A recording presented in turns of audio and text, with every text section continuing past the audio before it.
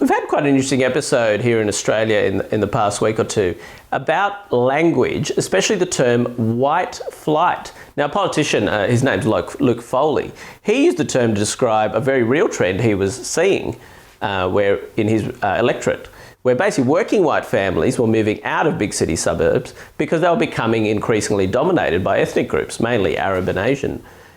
The episode shows how difficult it is today to have honest conversations about race. Instead of attempting to respond to the clear evidence of the trend he was showing, there was a chorus of hate, both from the left and many on the right, criticising for even using the term white flight, which they described as divisive and race baiting.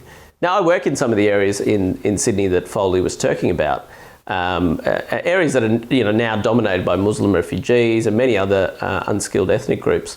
Now, a useful term to help understand what's going on here is one called solastalgia.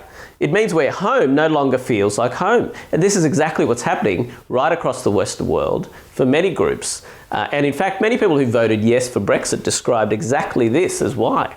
So neighbourhoods where their families had lived for generations were unrecognisable, sort of engulfed by people, symbols, rituals, completely foreign to the native population. Now look, I'm all for diversity and controlled rates of immigration. Don't get me wrong, I'm a Bangladeshi immigrant myself.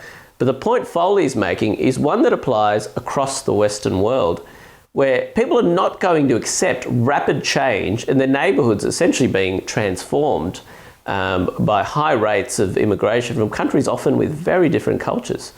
Now, the term white flight was first used in 1950s America to describe European-derived groups moving away from racially mixed inner-city areas.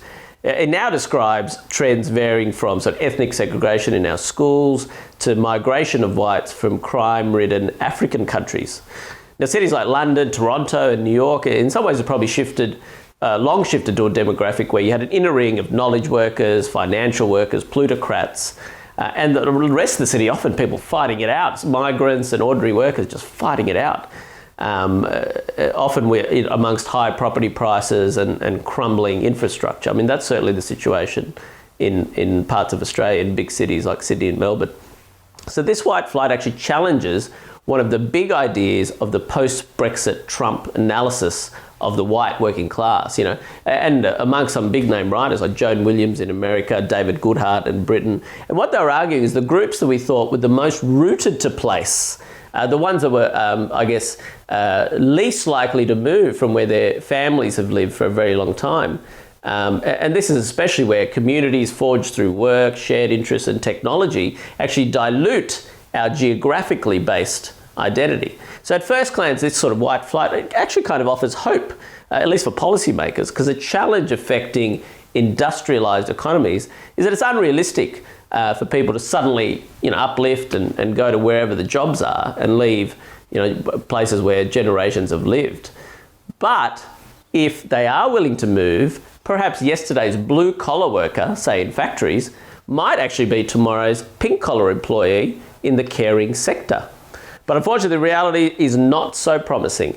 Now, the move's less about work and more about recreating a sense of place, somewhere they can reassert their culture in a more sympathetic environment. Now, the trend's real, and fighting over the words is not going to help anyone, and in fact creates a space for more extreme groups. If you like this video, please subscribe to Rebel Media. I'm Tanveer Ahmed.